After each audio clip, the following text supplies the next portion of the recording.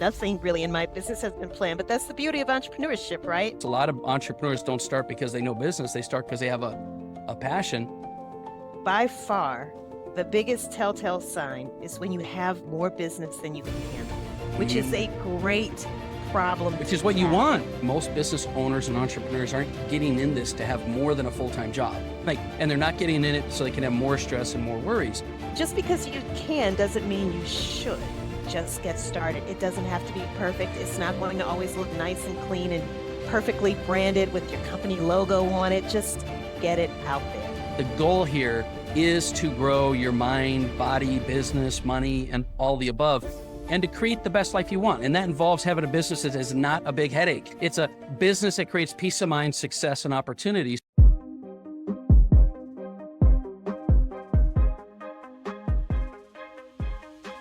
Okay, welcome back to the Daily Mastermind. My name is George Wright III. I'm your host with your daily dose of inspiration, motivation, and education.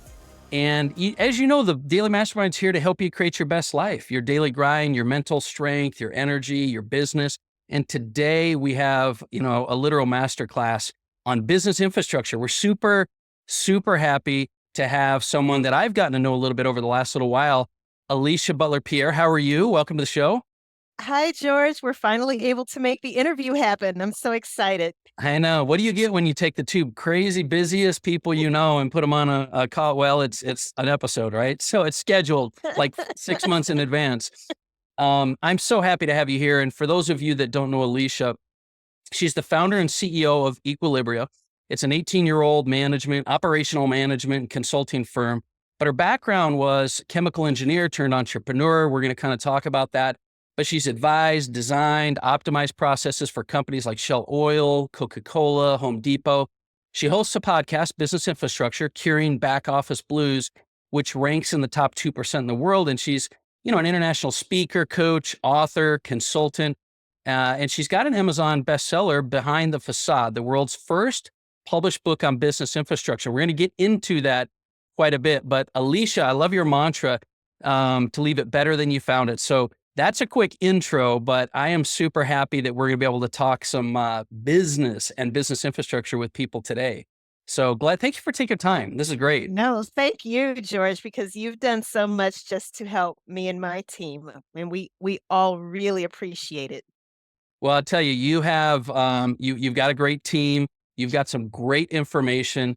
And one of the reasons I wanted to do this interview is I really wanted to get that information out. But before we kind of jump into some really cool stuff you have with business infrastructure, which will help people to scale their businesses, is the whole point here. Give us just a little bit of background and kind of the story behind, an engineer gone entrepreneur. Like, how did that whole thing happen?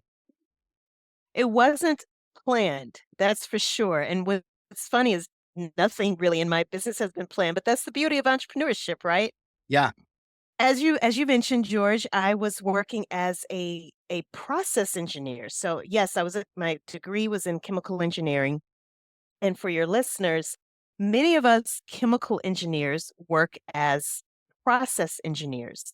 My very first job was at a company called Monsanto, and many people are very familiar with Monsanto. And I'll just say this: don't judge me, okay?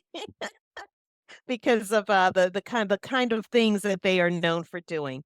But I will say this, as a process engineer, George, I literally was responsible for figuring out if I was making Roundup, for example, which is an herbicide or a weed killer for those who may not be familiar with that product. As you are manufacturing anything really, but let's focus on chemicals in particular. As you manufacture a batch, my job, if the chemist were to test a sample from that batch and they're in the lab and they figure out, hey, wait a minute, this doesn't quite meet the specs that it's supposed to meet. In other words, the quality isn't quite where it needs to be. Then my job as the process engineer was literally to go and figure out what went wrong in the manufacturing or the production of that particular batch to cause it to not meet the specification. So that's what I did. And that's truthfully, George, where my experience at doing things at scale, that's really where it originates. Because whenever people would ask me, well, what's the difference between a chemist and a chemical engineer. A chemist is in a lab.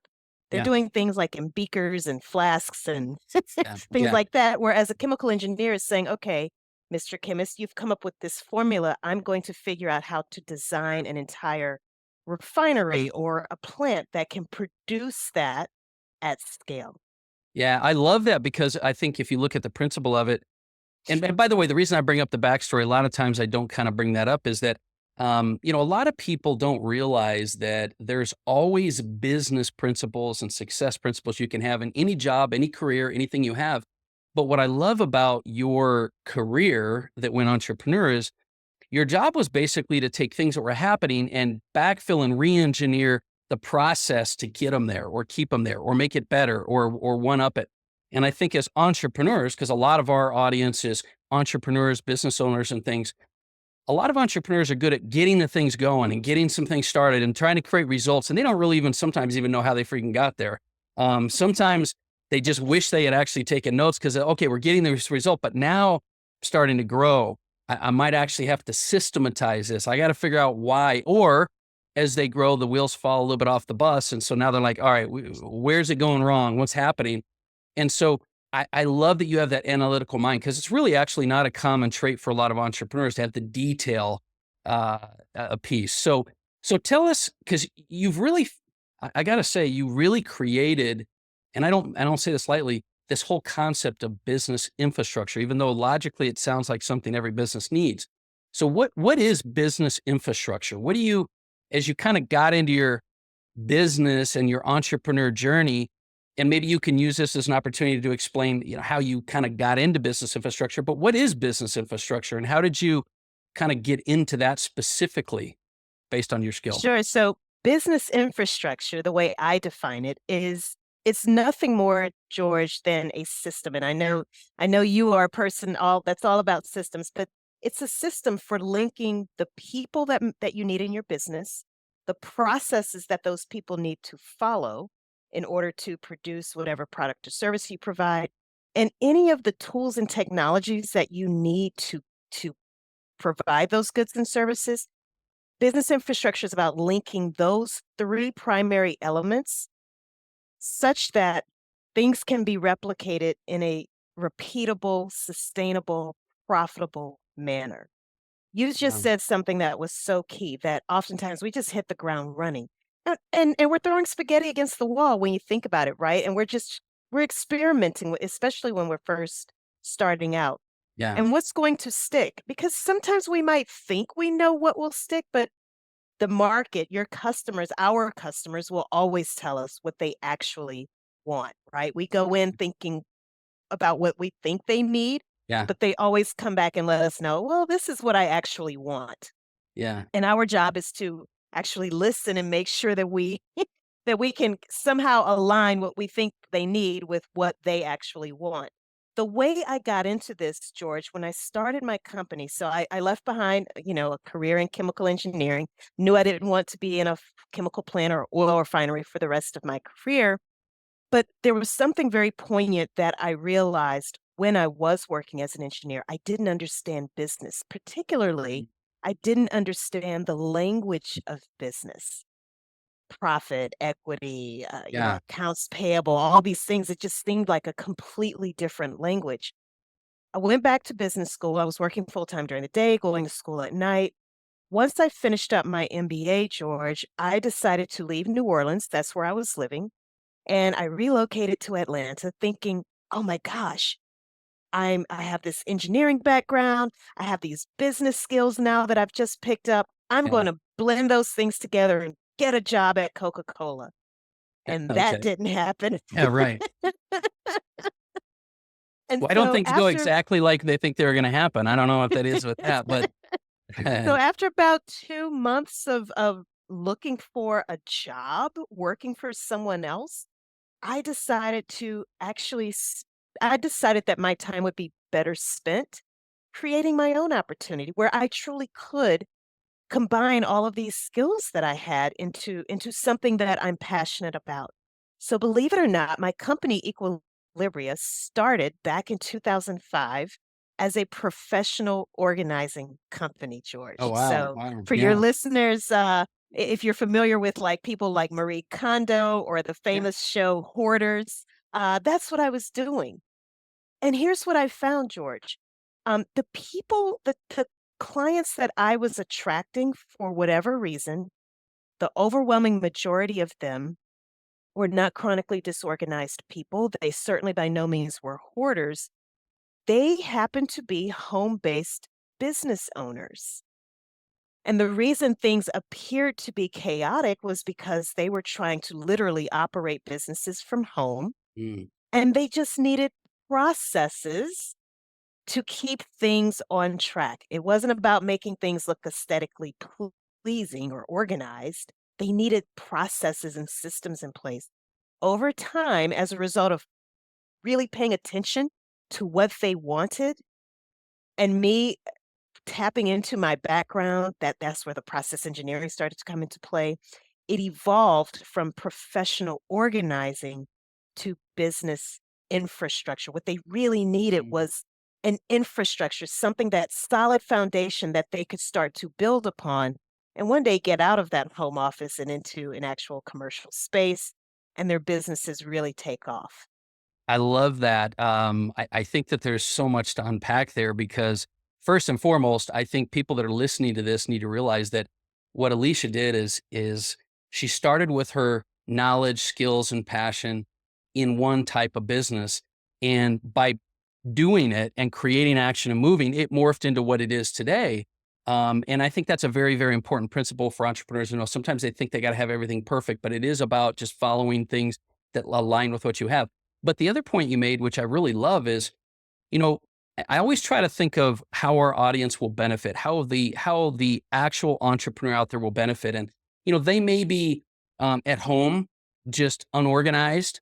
They may be starting to not know what processes are even there because they didn't know. Like you didn't know business. A lot of entrepreneurs don't start because they know business. They start because they have a passion, or maybe they're starting their business, whether it's at home or in a company, and they're starting to feel some growing pains, right? They're starting to feel the stress, the pressures, things break down, things get lost. Is that like what are some of the biggest challenges you find businesses have that finally push them towards needing business infrastructure? Is it once they're scaling or before they're scaling? Because I think this is an important process in the beginning, but no question, at some point you will need the processes. What are some of the pain points that people are experiencing from your experience of dealing with people, entrepreneurs? I'm so glad you asked this question. By far, the biggest telltale sign is when you have more business than you can handle, which is a Mm, great problem which to is what you have. want, right? That's what you Yeah. want. You absolutely want that. It's because they've worked with you, George, and your amazing team at the Daily Mastermind, and now they go from not having enough customers to having too many. And you'll always know when you have too many when especially when customers start complaining a lot more, like, "Oh my gosh, wait a minute, you said this would be I would have this in, by this particular date. It's a week later. What's going on with you guys?" The quality starts to diminish. The results just aren't the same as if you had done it because you've been outsourcing it to other people or maybe delegating it ineffectively to other people. And because the processes are not written down anywhere, people are just doing things the way they think they should be done. Um, Yeah. so that is by far the number one reason. Another reason, George, is for those of your listeners that are watching us or listening to us right now, are you in a business that is heavily regulated? Have you been failing audits? That's another telltale sign. Think about businesses that require licenses of some sort of Yeah. certification Yeah. in order to be able to function legally, Yeah. right?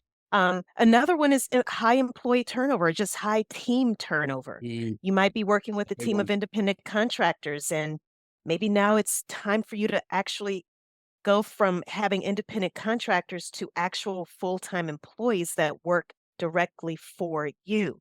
There's so many things, but those are some of the top 3 that I almost see every single time. Yeah, it's interesting because it's a different world now. And speaking to that last one, and I want to back into the most important one, the big one you found. But speaking of the last one, with this world of virtual technology now, it could be simply scaling your virtual office, meaning there are people that you may be an entrepreneur like a lot right now that don't have a big team internally, but you have people externally. Well, you think that takes a lot of work until you put systems in place that allow you to integrate your people, processes, and technology. So it is so important for scalability. But speaking to that first one you said, it's funny you say that, because I've had companies so many times over, and even people that comment from the show.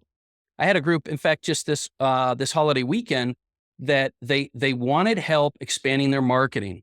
And we were going into Black Friday, Cyber Monday, into these holiday times. And we did just that, 4 weeks ahead of time. And they went from, $100,000 in online sales to 500,000 in like a month. And, beware what you ask for, because if you want to get a lot of sales, and then the problem is, then your owner, entrepreneur, business steps back and they go, wait a minute, this is not what I wanted. No. It is what you wanted. You just didn't have systems in place to scale it. And so many people might be struggling with, my business is running my life. My business, the reason I'm all about mindset, business, and money is because it's all connected. Your stress levels, your anxiety, your excitement about the business totally diminishes when the brain damage increases, which happens with sales, unless you have infrastructure. Because I know gals that are running businesses that are multi-million dollar international companies that have systems. One guy in particular has like 200 outsourced VAs, but it's totally systemized. Everything about it, from the onboarding, the recruiting, the training, the reporting, the KPIs, everything. So I think you're right. I think what people need to do is they need to learn to value. And the challenge, I don't know if you find this, but the challenge is you don't value it till you realize you don't have it. Exactly. And then you have to do all this backfill work. You got to go Yep. back. So I'm hoping with this episode to kind of give people this awareness that it could be a great solution up front. But when you get companies that are like, oh my gosh, I don't even know what to do about all this, and they probably can't see the forest through the trees, that's when you come in, right? That's when you, or individuals like yourself, or your processes and techniques you Right. put in place. What are some of the questions that you kind of need these businesses to ask themselves? What are business infrastructure type questions they've got to answer to really understand the problem? What should people be asking themselves around business infrastructure? Sure. I boil it down to four main questions. So if you listen to these four questions and honestly ask yourself if you can answer them, then you probably have your business infrastructure, whether you're calling it that or not, Okay. formalized in some way, shape, form, or fashion. Number Okay. one, what work needs to be done? What I mean by that question, George, is have has the entrepreneur, the business owner, really figured out at a task or activity level every single thing that's taking place in your company? What are the individual things that have to be done to keep things moving, to keep Mm, things operational? Number two, how are those tasks or activities organized into departments? mm, I'm such an advocate for that because that alone tells me, a person like me, what your business looks like on the inside. I can't tell you how many companies I've worked with that are very successful, and they're at a crucial point where exactly the scenario you just described. They go from 100,000 to maybe, 500,000, and all of a sudden they have to add more people to their team. yeah. Well, what are those people going to do? Which goes back to answering the first question. How is that work organized? Because that literally serves as a foundation for how you do everything else Yeah. back office wise in your business. Number three, do you have an organizational chart? Yeah. And then number four, what are the processes? How is that work being performed? So if you identify what needs to be done, have you then figured out how is that work done? This is what can trip so many people up, George, because when we think about processes, there's so many of us, I'm sure it conjures up images of The Right. old school operations manual, it would have Yeah. been a binder on Just, that bookshelf behind yeah, you, and it just collects dust. And, business is moving at the speed of light nowadays, especially with the advancement of different AI technologies. Things are rapidly changing. yeah, But I want everyone, speaking of mindset, change that mindset. It doesn't have to be the old school standard operating procedure format where step one, you do this, step two.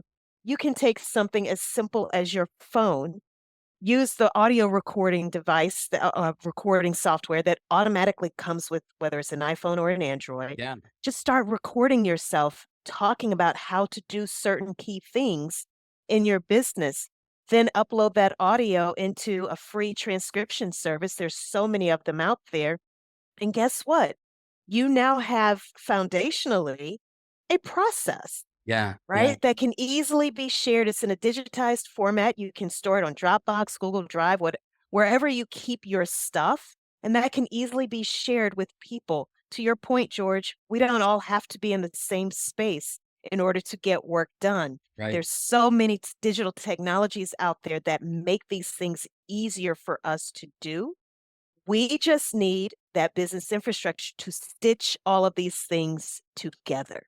Yeah, yeah, Take and I all of think these different puzzle pieces together and form that one big picture. yeah, and I like how you put it into 4 simple questions because this is one thing I've learned after hundreds and hundreds of thousands of downloads, and I've been around business for 20, 25 years. We've trained millions of people at our events, is that everybody's blown away or almost doesn't get that sometimes it's very simple. These 4 simple things are very simple, but they still don't do them.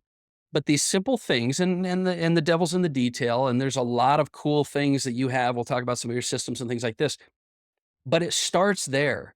And if you don't understand what you do, how you do it, who does it, and you don't have to, this stuff translates to your communication in your company, your culture in your company, and your ability to scale. Because, look, at the end of the day, most business owners and entrepreneurs aren't getting in this to have more than a full time job. And they're not getting in it so they can have more stress and more worries. So if you're going to do anything, do it right. It boils down to this. Now, I know that it is simple and it's for, things to start asking yourself, but it can be complicated. And so I really like how you've created like systems and, talk a little bit about your patented system for business infrastructure, because this is knowledge that I think, everyone can kind of dig into and learn more about, but help us to understand how you've kind of put this together into your process specifically. We I developed a framework for creating this very business infrastructure. And you said something so key, George. It's not the easy I'm going to be very honest. It's not that it's difficult to put in place. It is time consuming. Yeah. Because think about it, we're talking about, as you just said, taking a business from potentially doing $100,000 in sales to half a million and beyond.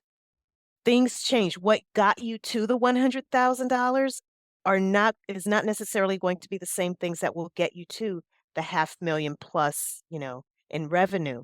Well, and I want to Things have comment while you say that. I just want to comment. Mhm. This is the same system that I'm asking her about.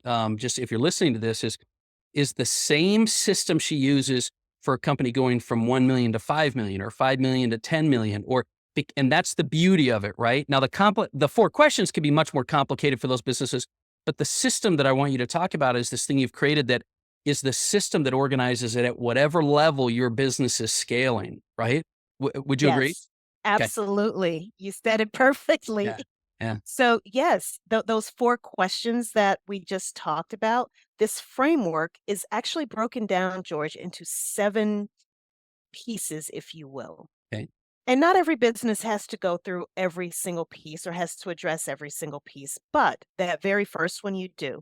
And just to kind of give a Cliff Notes version of what this overall framework looks like, suffice it to say, the reason that very first portion or piece of the framework is so important is because it's helping you figure out what your company looks like on the inside. In other words, at the task level, what needs to be done, how are those tasks organized into departments? Within each of those departments, who ideally should be performing the work, not Yeah, who's doing not the who's work doing it. now. Yeah, yeah, Because just because you can doesn't mean you should, got it. right? And Right. how many of us, especially as entrepreneurs, Yeah, we're go-getters, right? do it We ourselves. see Well, something needs to be done, we just make it happen. But moving forward, ask yourself, in a perfect world, if you had access to all of the resources that you needed, who ideally should be doing the bookkeeping? Who ideally should be doing the customer support functions of your business? Who ideally should be engaged in the ongoing business development activities, right? And right. it's probably not going to be you. Yeah, which is actually good news, right? It's good news. Right. And what that does, George, is it lays that foundation for everything else, all of these other elements of this framework, which include helping you come up with your job descriptions, your company's organizational chart. How do you organize your company's digital records? Because again, we have all of these tools at our fingertips. How do we keep that information organized? Because it's not taking up physical space, Right. but it's you have a digital clutter now on your hands. You might have some things in this system, some other documents buried in another tool. How does someone new joining your team find all of this information very quickly so that they can do their jobs? It also does help you figure out how to organize the physical things that you might still need access to. And then there's two elements that focus very specifically on processes, and then there's that final element that also still this is kind of an ode to the background in professional organizing, but that final element also does look at how is your physical workspace configured, Yeah. because it does need to be set up in a way that encourages productivity as well as efficiency. So that's what the framework looks like, George. And again, not every company needs every single one of those elements of the framework at first, but you definitely want to have that starting foundational element.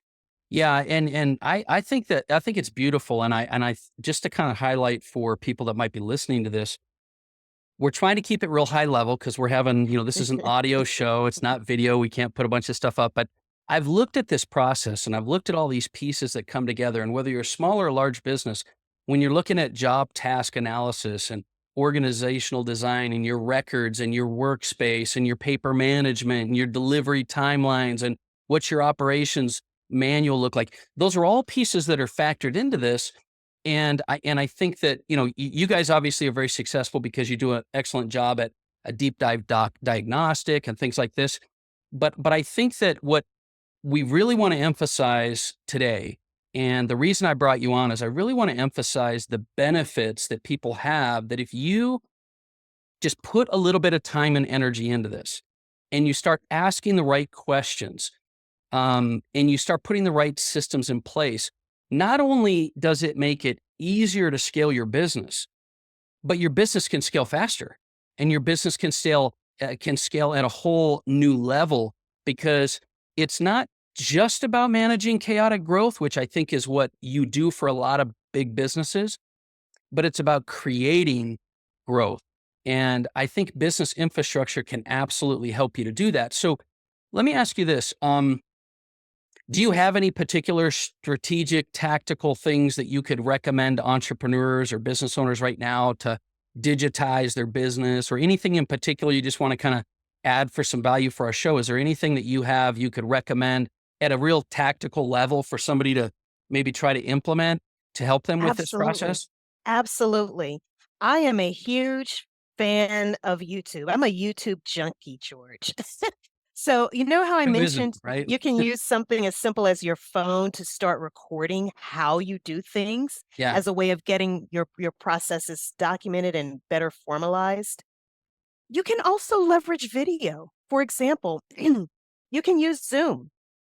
If there is something, Yeah. if there's a particular software and you want to show people how to do certain things using that software, or how to navigate a certain system that you all might be using internally, use Zoom, use Loom.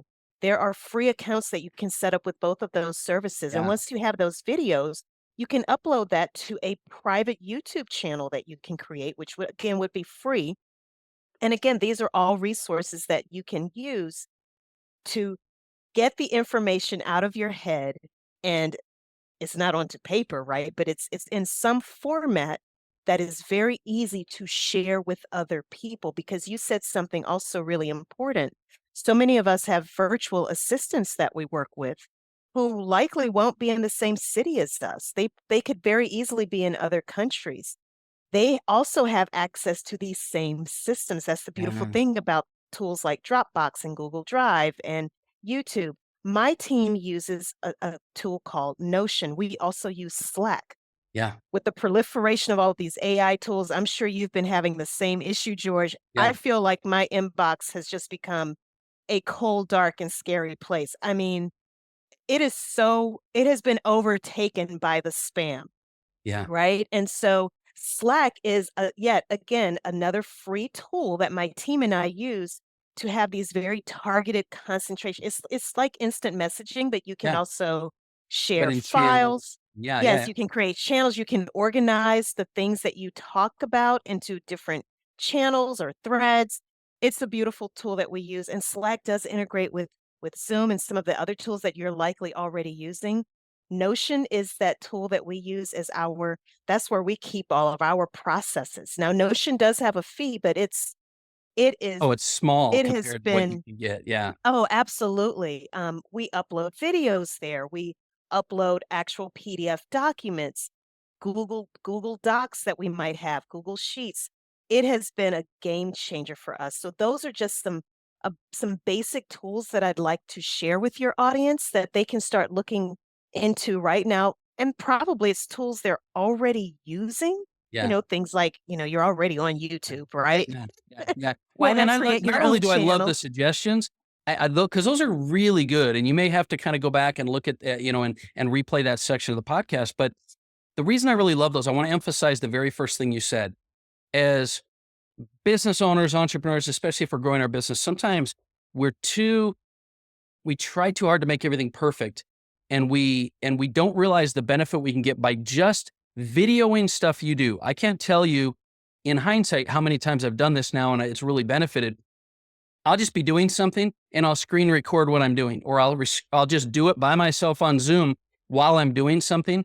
Because here's the thing, it doesn't take the perfect video to create a process. It just takes, what do you normally do? In fact, what I've found is that when you take that video and you allow a virtual assistant or someone else to look at it that's good at organizing up the way you did it in a better way, let them do that. It doesn't matter Right. if it's polished up. So that's a great Just suggestion. do it. Video. Just do it. Yep. Just get it out there. And you hit the nail on the head, George. It can always be improved. It's supposed to be improved. It's Point. not Yeah. static. It's not a one and done. Yeah. You will constantly improve your processes. You will upgrade, possibly even change the technologies that you're using. None of this is static.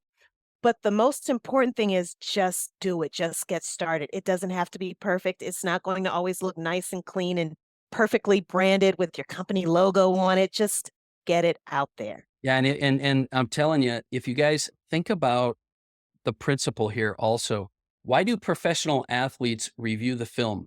Why do people Mhm. video themselves? Why do their coaches video them? Because if you don't ever capture it, you don't know where the process are breaking down, let alone to create the process. So I think this could be a great hack for a lot of I entrepreneurs. love that. I can't tell, you've probably done the same as me. It's like when you hear yourself on video, see yourself on video, number one, it's kind Like, of tough to oh, do, but yes. you pick up ways to improve. And so that is a great suggestion. I really love it. Well, I know we're short on time here, and I know we're going to have what I'm going to do is for those of you that are listening, I'm going to put some links in the show notes. That'll be because I know that, Alicia, you have a ton of resources. There's articles and blogs and ebooks, and there's courses they can take. And, you may even want to do a consultation with Alicia, or get them to come in and do some work. But there's a lot of stuff I'll link in the show notes if you're interested in really driving down into this 7-step system she has, or even the consulting. But where's the best place for people to find you? Would it be LinkedIn? Where's the best place for them to connect with you? To find me, my personal website, which is aliciabutlerpierre.com. So that's my first name, ALICIABUTLERPIERRE.com. And honestly, George, that's like a hub for of the stuff that I'm Got into. it. So whether it's my podcast, book, social media links, and Media. yes, you're right, I'm most active on LinkedIn. Please connect with me on LinkedIn. And it'll also link you over to, my company's website, which is Equilibria. Got it. Got it. Okay. Well, I'll put all those in the show notes. I highly recommend individuals listen. If you're listening to this, just at least start going through that process. Go back to those 4 core questions. Check out her systems and processes that Alicia's outlined.